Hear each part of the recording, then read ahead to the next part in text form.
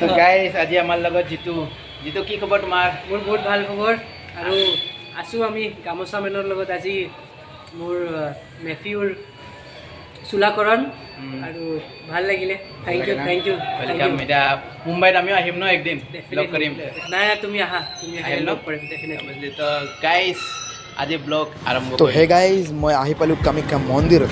এতিয়া ইফালে মানস দাঁত ৰখি আছে আৰু লগতে জিতুমণি কলিতা অসমৰ প্ৰথম ৰিয়েলিটি শ্ব'ত উইনাৰ। এতিয়া আজি মই দেৰি হৈ গ'লোঁ এইকাৰণে বহুত গালি শুনি মই গম পোৱা গৈছে। এই চব পোৱালি তোৰ চুলি কাটিব একদম টাকলা কৰিব আজি মুণ্ডন হোৱা।